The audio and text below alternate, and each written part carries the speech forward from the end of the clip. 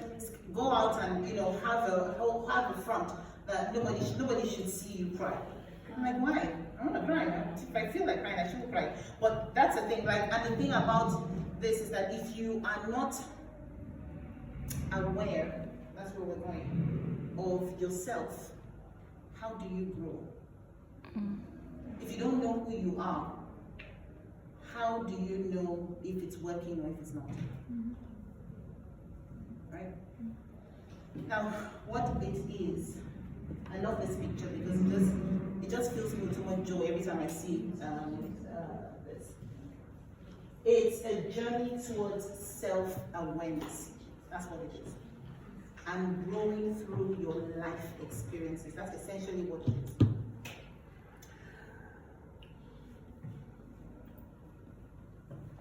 If you can live with joy in your heart all the time, would you? Yes. Right? You would, wouldn't you? Yes. Do you want to sit with angst and anger and being upset? No, you don't want that. It's too short. So what it is if the more you know how to manage yourself, the more you know you're self-aware, the better you are able to manage your relationships. Wow. The more you know about you, the better. I need to say it to you young people again. Yes. The more you know about yourself, the better you are able to manage relationships, to manage stress, right? Because you can see it coming. You know exactly what to do. Because let me say something now. I have put there that it is a journey. I am not saying that emotional maturity is the end. Like we've gotten there, that's it, we're done. Yes, you're now emotionally mature, right? It is a journey, which means it's something that you're going to be doing all the time, right? And you're going to be tested because we live in a what? What world do we live in? Unpredictable. We live in a broken world. Like if I was west in Eden, if I was in Eden right now, I wouldn't have to worry about all of this. Yeah, because everybody would be good to one another, would all be singing hymns and praises to the King. We will not have to worry about stuff like this. But we don't live in Eden. So while we're still in the wilderness, in this broken world that we're still in, even though we're believers, we're still living in the world. How exactly do we do that? So just know that through it all, there will be trials, there will be tribulations, there will be things that's happening to you that will trip you up. How do you deal with that? Yeah? For me, I believe very strongly that having emotional maturity or going on the journey to much maturity, it's foundational to a healthy, godly life. The more I know about how to deal with things, the better I am to help in those relationships, because we are called to be in relationships with people. Right? So, let's talk about the gift. What's the gift? Self-awareness. Yes, because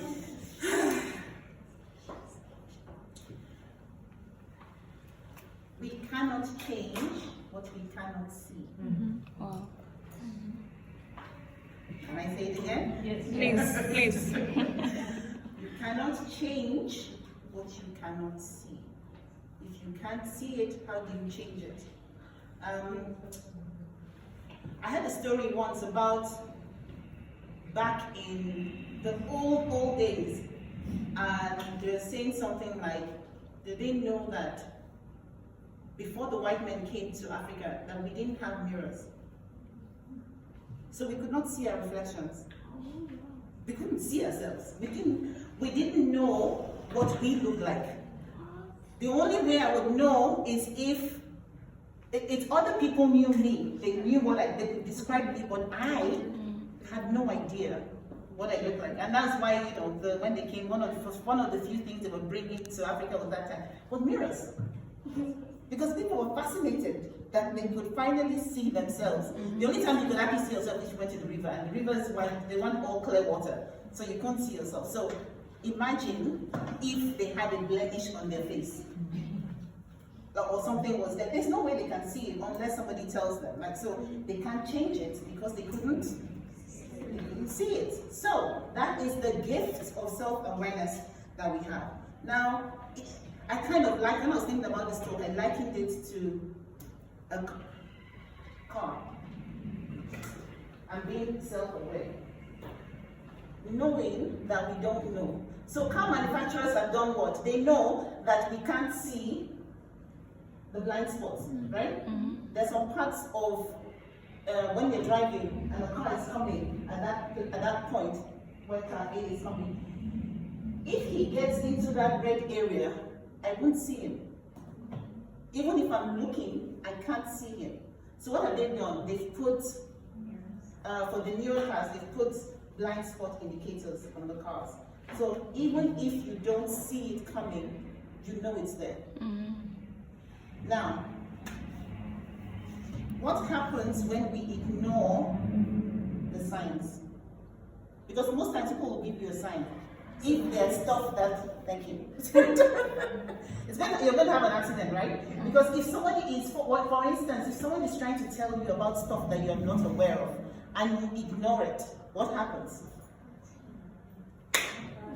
You're going to clash. There's going to be a clash. Now when I'm driving, and I have indicators that tell me that there's a car coming, and I look and I don't see it, I'm like, there's nothing there, and I still want to go until somebody presses a thing and go, I'm like, oh right, there's a reason they put that there.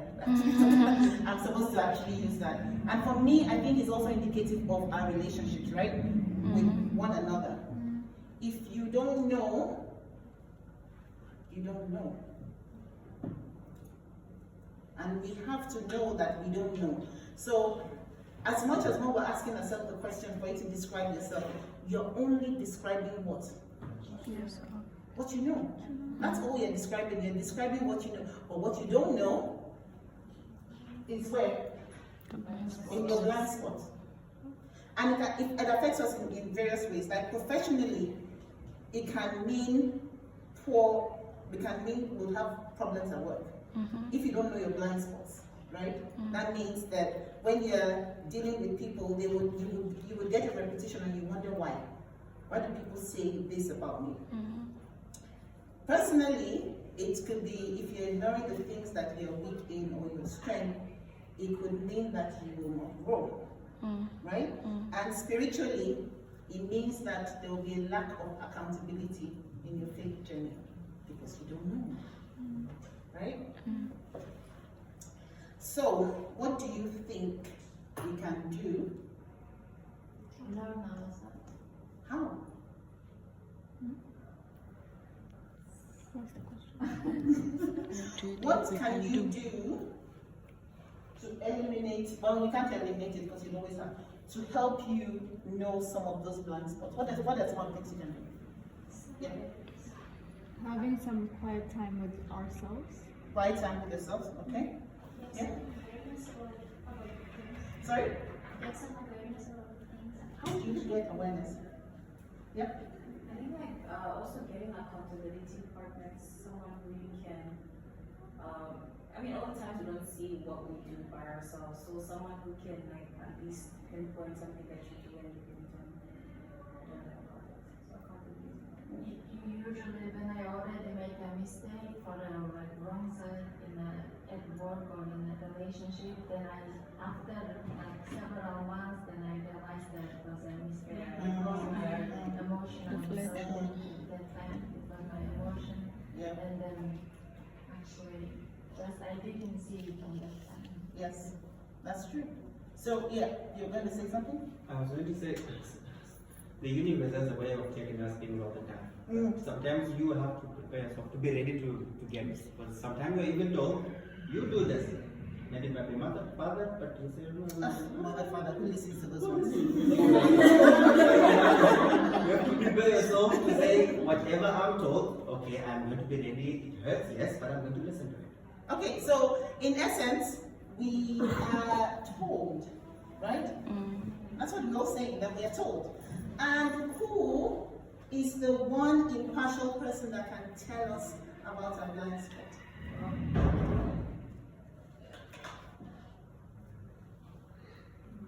Ask God for help. Pray for wisdom. Ask Him to help you. Because it's one thing, sorry, what's your name? Takunda. As Takunda said, it's one thing to ask for this feedback. It's another thing to accept the feedback. True. Right? So it is very important that we ask for help. Like it says in Psalm 139. Can someone read that for me? Ask for help from God. Search me, O God, and know my heart. Try me and know my thoughts, and see if there are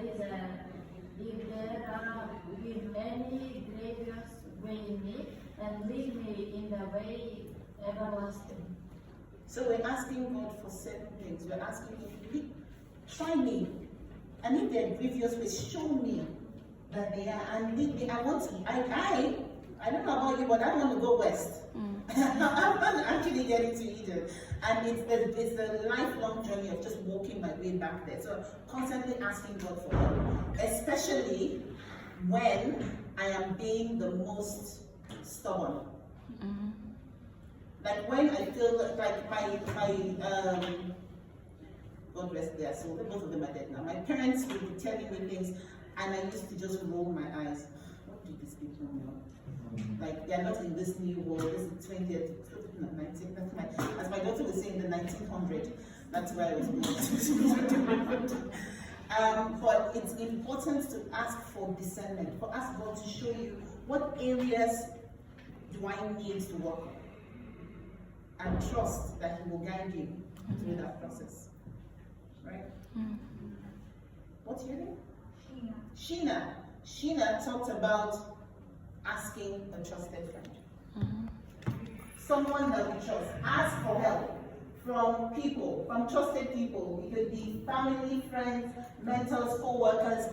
Ask people about stuff that you're doing. I am constantly asking. When I have a meeting with someone, it's taken me years to do this because growing up when I was in corporate, they used to say I was a hard boss. Like, Shade is hard. Shade is just awful. She's just because I'm like, listen, get this thing done and do not give me any excuse. I don't have time for all of this. But I've had to learn over the years that I can still get the results I want without being as harsh as I used to be. So what do I do now? After every meeting that I have, I go back and I ask some trusted people, what do you think about the meeting? I do not ask yes men.